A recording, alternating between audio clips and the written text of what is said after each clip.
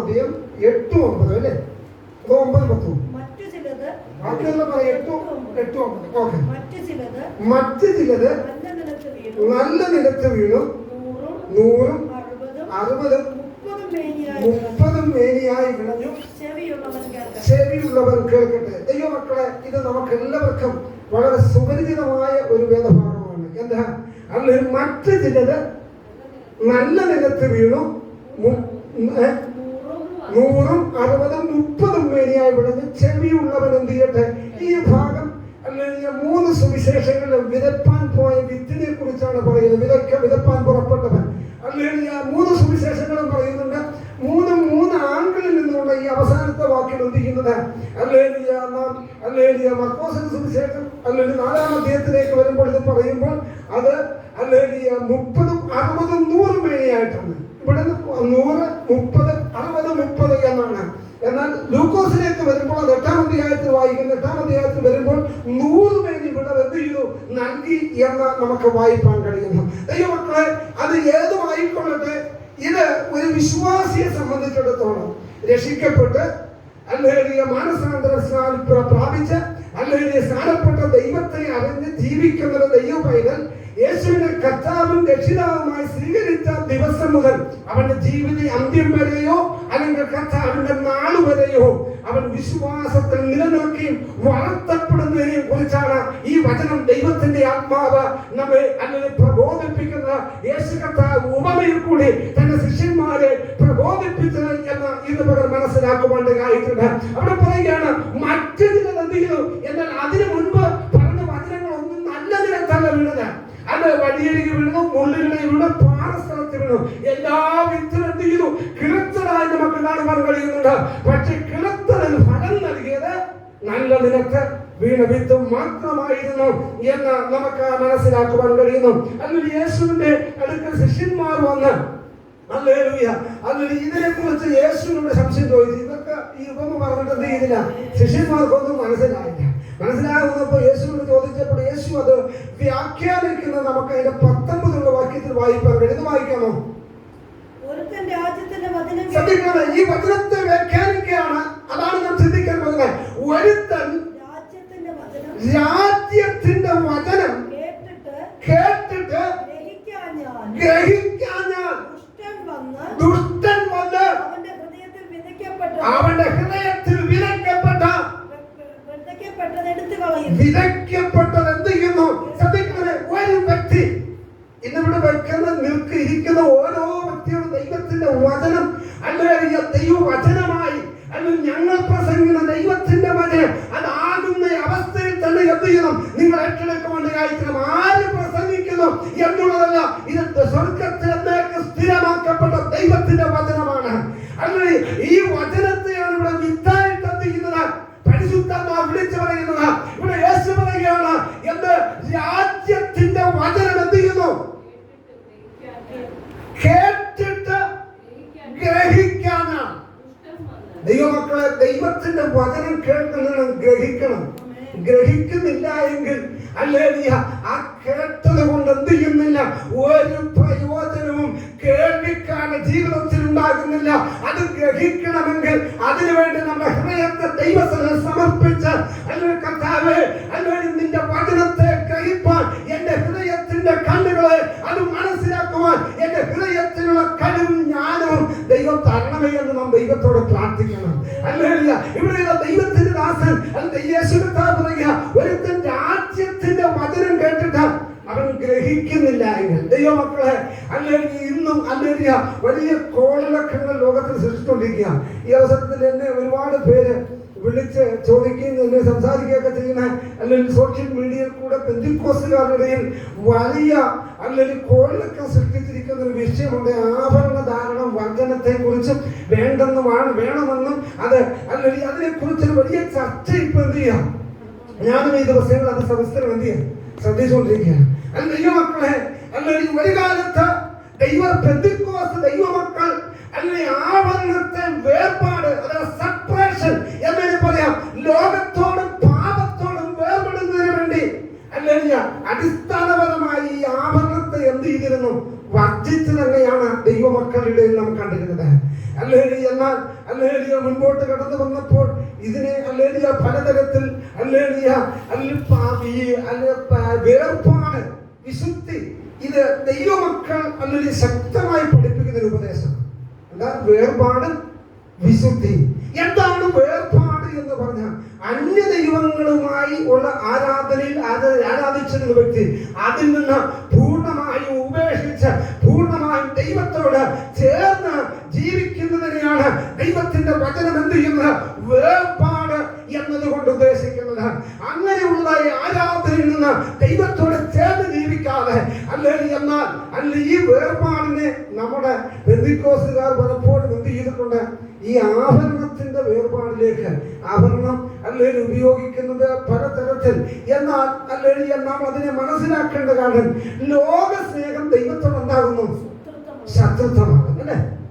ലോകത്തിന്റെ സ്നേഹിതനാകുവാൻ ആഗ്രഹിക്കുന്നവൻ ദൈവത്തിന് സ്നേഹിതനായിരിക്കാനും ദൈവത്തോട് ചേർന്ന് ജീവിക്കാനും സാധ്യമല്ല. അതുകൊണ്ട് ദൈവമക്കളെ ഇന്ന് പറയട്ടെ, നമ്മുടെ ദൈവത്തെക്കാൾ മറ്റെന്തിനെ അധികമായി നാം സ്നേഹിച്ചാലും അത് നമ്മുടെ ജീവിതത്തിൽ എന്തായിത്തീരും? പാപമായി തീരും. ദൈവത്തെക്കാൾ അധികം എന്തിനെ നാം സ്നേഹിച്ചാലും ദൈവവചനത്തിന് അനേക ചിന്തകളുണ്ട്. 1 തിമോഥെയോസിന്റെ ലേഖനം 2-ാം അധ്യായം അതിന്റെ 9 മുതൽ വാക്യങ്ങൾ വായിക്കുമ്പോൾ അവിടെ പറയുന്നത് കാണാം, നിങ്ങളുടെ അലങ്കാരം തലമുടി പിന്നുന്നതിനോ പൊന്ന്, മുത്ത്, വിലയേറിയ വസ്ത്രം എന്നിവ ധരിക്കുന്നതിലോ അല്ല. എന്താ വാഹനത്തിൽ വായിച്ചേ? അവണ്ണം സ്ത്രീകളും യോഗ്യമായ, ദൈവത്തിന്റെ വചനം ശ്രദ്ധിക്കണമേ, അവണ്ണം സ്ത്രീകളും യോഗ്യമായ വസ്ത്രം ധരിച്ച് ലജ്ജാശീലത്തോടും സുബോധത്തോടും കൂടെ തങ്ങളെ തന്നെ അലങ്കരിക്കുന്നവരും.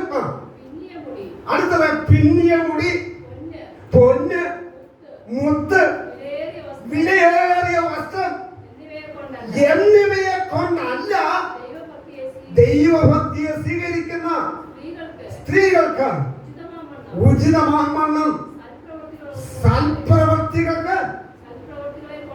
സൽപ്രവർത്തികളെ കൊണ്ടത്രേ അലങ്കരിക്കേണ്ടത്. ദൈവമക്കളെ ഇവിടെ നാം പറയുമ്പോൾ പൊന്ന്, മുത്ത്, വിലയേറിയ വസ്ത്രം, ഇതെല്ലാം ഒരേ ആംഗിളിൽ തന്നെ എന്ത് ചെയ്യണം? നമുക്ക് കാണണം. അല്ലെങ്കിൽ തലമുടി പിന്നുക എന്ന് പറയുന്നത് നമ്മുടെ സഹോദരിമാർ പിന്നുന്നതിനെ കുറിച്ചല്ല. അല്ലെങ്കിൽ വിദേശ രാജ്യങ്ങളൊക്കെ പോയിട്ടുള്ളവർക്കറിയാം, ഈ നീഗ്രോസ് അവരുടെ ഈ പല രീതിയിൽ എന്ത് ചെയ്യാറില്ലേ?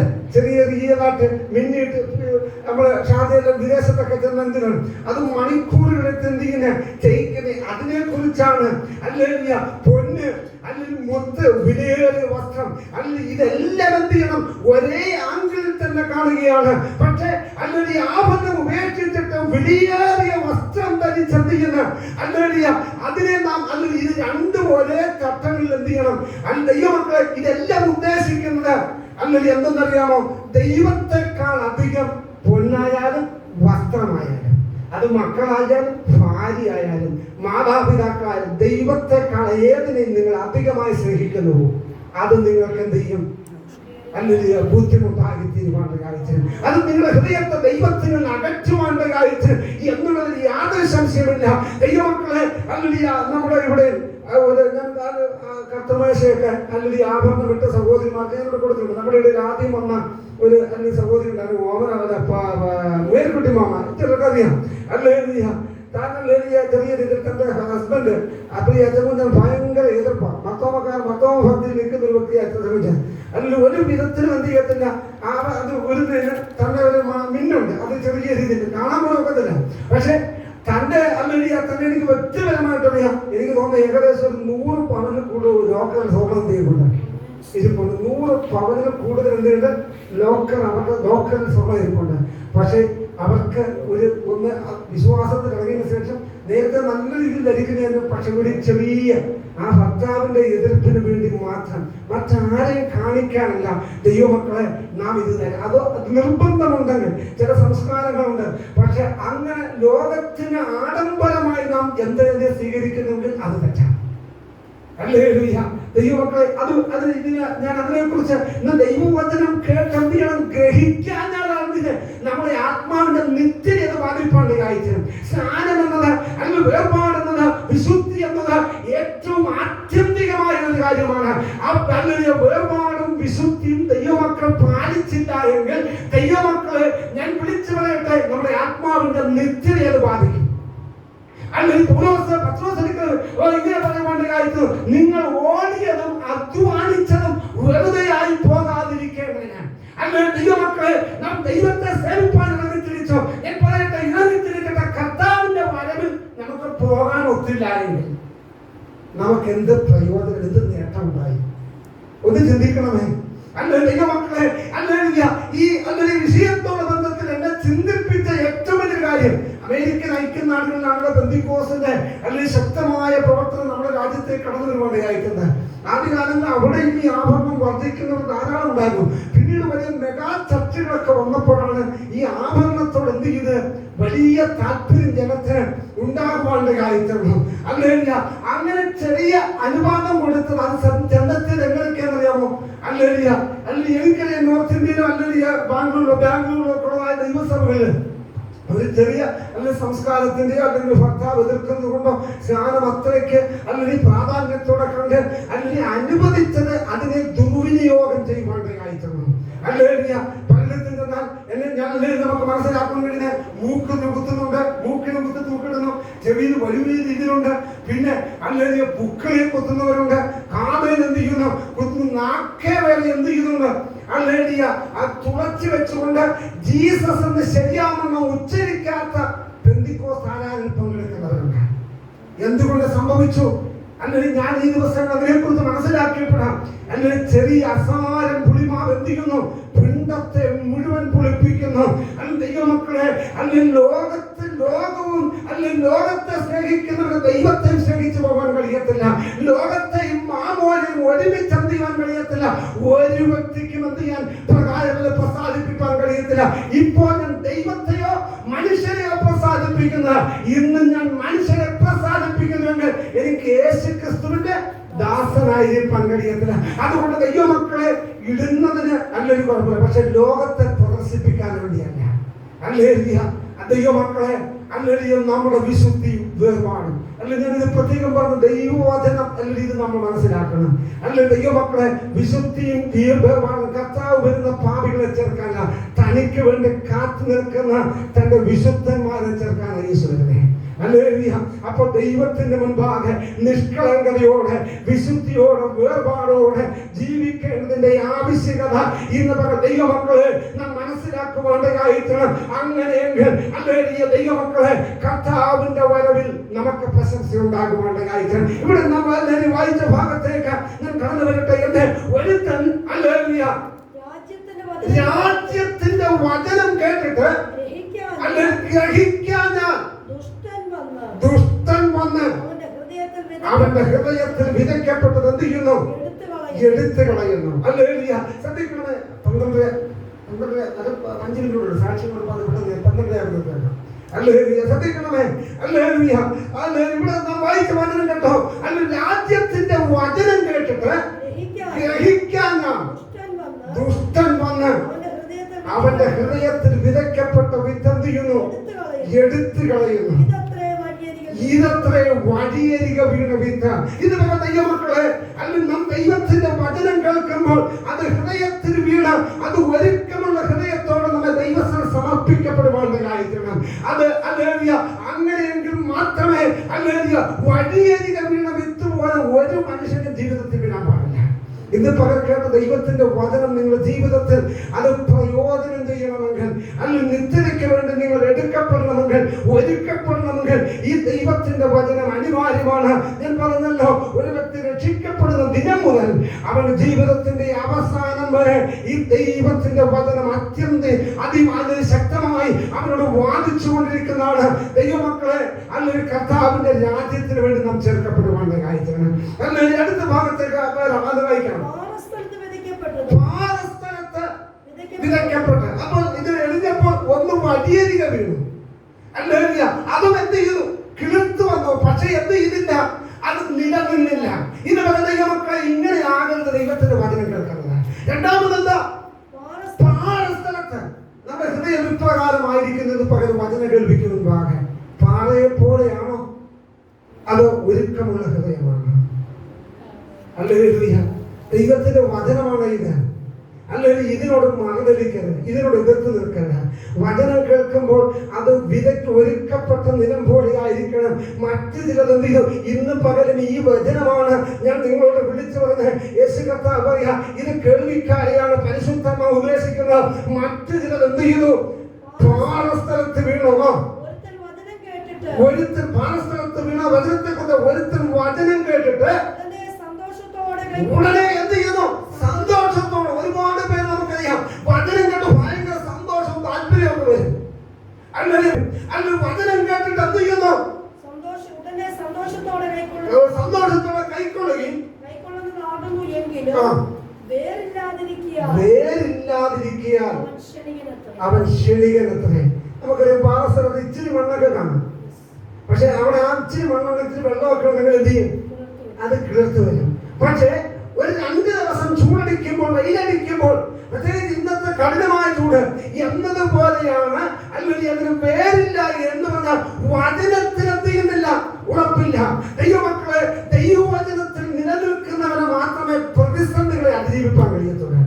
നമ്മൾ പലപ്പോഴും പറയുന്നില്ല, പാസ്റ്റർ എനിക്ക് കൺട്രോൾ ചെയ്യാൻ കഴിയുന്നില്ല, എനിക്ക് നിയന്ത്രിക്കാൻ എന്ത് ചെയ്യുന്നില്ല? കഴിയുന്നില്ല. ഹല്ലേലൂയ. എന്റെ മനസ്സെന്ത് ചെയ്യുക? എനിക്ക് മടങ്ങി വരുവാൻ കഴിയുന്നില്ല, ടെൻഷൻ എന്നൊക്കെ പറയുന്നതിന് കാരണം എന്തെന്നറിയാമോ? വചനം പറയുന്നത്. വചനത്തിനകത്ത് എന്തില്ല? വേരില്ല. ശ്രദ്ധിക്കണം, വചനത്തിൽ വേരില്ല.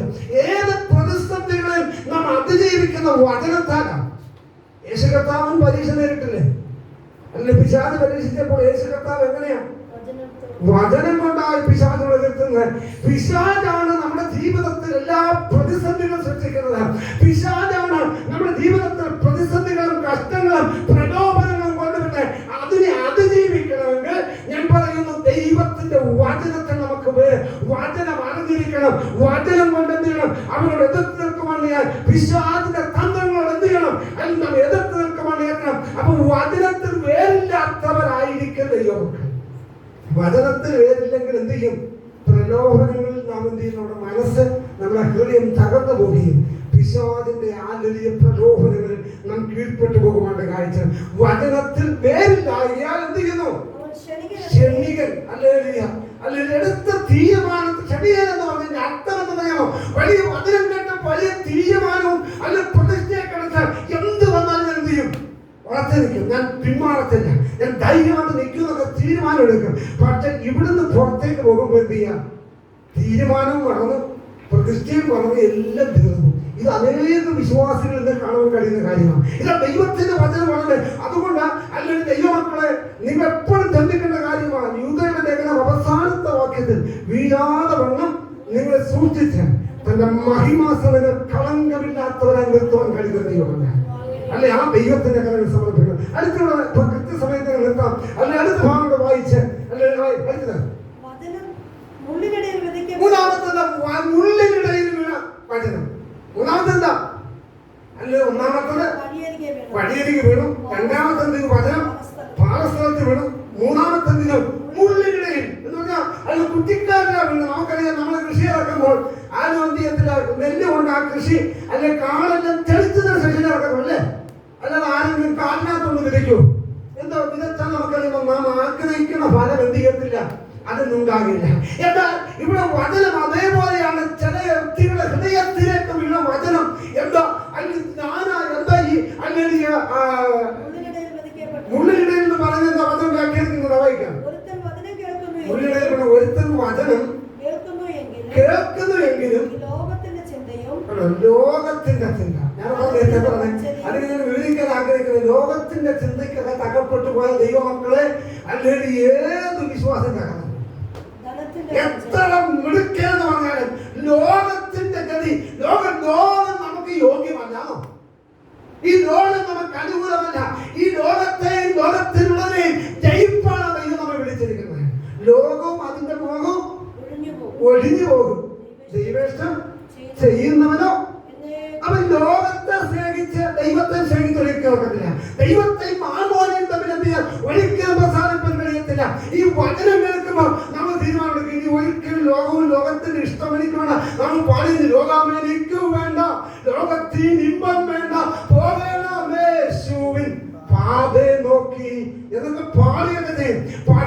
ഇവിടെ നിന്ന് അങ്ങോട്ട് ഇറങ്ങുമ്പോൾ ലോകവും ഇത് പോയി, ലോകത്തിന് ഇമ്പവും പോയി, എല്ലാം ലോകത്തിന് പിറകെ നമ്മൾ ഓടുന്നവരാണ്. ഒരു കാര്യം ദൈവമക്കൾ മനസ്സിലാക്കണം, ഹല്ലേലൂയ, വെള്ളത്തിന് മീതെയാണ്. Boat is on the water, not in the water. ആണോ? വള്ളം എന്ത് ചെയ്യണം? വള്ളം എന്ത് ചെയ്യണം? വെള്ളത്തിനകത്ത് ഓടുന്നില്ലേ? പക്ഷെ വള്ളത്തിൽ വെള്ളം കയറിയാലോ അങ്ങനെ എത്തുമോ? നിങ്ങൾ സ്വാഭാവികമായിട്ട് ചിന്തിക്കുക. അപ്പൊ ലോകത്തെയും ദൈവത്തെയും നമ്മെ പ്രസാദിപ്പിക്കുന്നതിന് കാരണം പലപ്പോഴും അല്ലെങ്കിൽ വെള്ളം അല്ലെങ്കിൽ വള്ളത്തിനകത്ത് കയറുന്ന അനുഭവമാണെങ്കിൽ നമുക്ക് ജയിക്കാൻ കഴിയത്തില്ല. പക്ഷെ വെള്ളം എപ്പോഴും വെള്ളത്തിന് മീതെയാണ്. അല്ലെങ്കിൽ നമുക്കറിയാം, അല്ലെങ്കിൽ കടലിൽ അനേക മത്സ്യമുണ്ട്. ഇന്നുവരെയും അല്ലെങ്കിൽ ആ ഉപ്പ് വെള്ളത്തിൽ കിടക്കുന്ന മത്സ്യത്തെ കൊണ്ടുവന്ന് ഉപ്പില്ലാതെ കറി വെച്ചാൽ നമുക്ക് ഉണ്ടാകും. ആ ലോകത്തിലാണ് നാം ജീവിക്കുന്നതെങ്കിൽ ദൈവമക്കൾ ലോകവും നമ്മുമായിട്ട് ഒരു ബന്ധവുമില്ല. ഇതാണ് വിശ്വാസം. ലോകത്തോട് ഒരു കോംപ്രമൈസും ദൈവത്തിന് ചെയ്തിട്ടില്ല. ആ കോംപ്രമൈസ് ചെയ്യുന്ന ദൈവഭക്തിക്ക് ജയകരമായി ക്രിസ്ത്യൻ നയിക്കാൻ കഴിയത്തില്ല.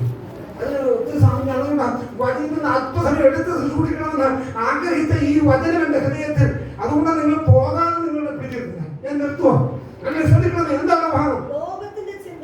ലോകത്തിന്റെ ചിന്തയും അത് വിവരിച്ചു. ലോകത്തിന്റെ ചിന്തയും ധനത്തിന്റെ വഞ്ചനയും. വളരെ ശ്രദ്ധിക്കേണ്ട കാര്യമാണ്. അല്ലെങ്കിൽ മുന്നിലുള്ള വചനത്തിൽ ആ വ്യത്യാസങ്ങൾ വചനം കിട്ടട്ടെ ശരിയാവണ്ണം ഒരുക്കപ്പെടാതിരിക്കുന്ന വ്യക്തിയുടെ ജീവിതത്തിലുണ്ടാകുന്ന അവൻ പുറത്തേക്ക് വരുമ്പോൾ അതിന് ഒന്ന് ലോകത്തിന്റെ ചിന്ത, രണ്ട് ധനത്തിന്റെ. ധനമെന്ന് പറയുന്നത് ദൈവമക്കൾ നമുക്ക് ആവശ്യമുള്ളതാണ്. പക്ഷെ സകലവിധ ദോഷത്തിനും ഇല്ലേ? അങ്ങനെ വചനം പറഞ്ഞേ, വചനം അറിയാതിരിയൊക്കെ ഇല്ലേ? അല്ലേ? എന്താ? ദ്രവ്യാഗ്രഹം സകലവിധ ദോഷത്തിനും മൂലകാരണം. അതാണ് ദ്രവ്യാഗ്രഹത്തല്ല, ധനത്തിന്റെ ചിന്തയും അടുത്തത് ധനത്തിന്റെ വഞ്ചനയും വചനത്തെ ലോകവും ലോകമോഹവും കണ്ട് ഈ കേട്ട വചനത്തെ ഇങ്ങനെ ഞെരുക്കും. അല്ലെങ്കിൽ വിശുദ്ധിയെ പലതും ചെന്ന് തൊടുമ്പോൾ അല്ലെങ്കിൽ ദൈവത്തിന്റെ വചനമെന്നെ അല്ലെങ്കിൽ മനസ്സിനെ അല്ലെങ്കിൽ അത് ചെയ്യരുതെന്ന് പരിശുദ്ധാത്മാവ് നമ്മെ ഹേമിക്കുമ്പോഴും അല്ലെങ്കിൽ ഒരു ഭാഗത്ത് ലോകവും ധനവും കിടന്ന് അതോ ഇതോ ഇങ്ങനെ അല്ലെങ്കിൽ നമ്മുടെ മനസ്സ് പതറി അതും ഇതുമല്ലാതെ ചഞ്ചലിച്ചു പോകുന്ന അനുഭവം. അങ്ങനെ ഉണ്ടാകുന്ന അനുഭവത്തെ കുറിച്ച് ഇവിടെ വചനം പറയുന്ന ലോകത്തിന്റെ ചിന്തയും ധനത്തിന്റെ വഞ്ചനയും എന്ത് ചെയ്യുന്നു? വചനം തന്നെ കേട്ട ആ വ്യക്തിയെ ഞെരുക്കിയിട്ട് അവൻ നിഷ്ഫലനായി തീർന്നു. പറഞ്ഞതാ നിഷ്ഫലൻ എന്ന് പറഞ്ഞാ ഫലമില്ലാത്ത, ഫലം കൊടുക്കേണ്ട അവസ്ഥയാണ്. പക്ഷെ ഫലമില്ലാത്തതും രണ്ടുലില്ലാത്തതും അവർ ജീവനില്ലാത്തതുമായ അനുഭവത്തിലേക്ക്, നിർജീവമായ അനുഭവത്തിലേക്ക് പോകുന്നു. നമ്മുടെ ദൈവം ആഗ്രഹിക്കുന്നില്ല. അടുത്ത എന്താ വായിച്ചു?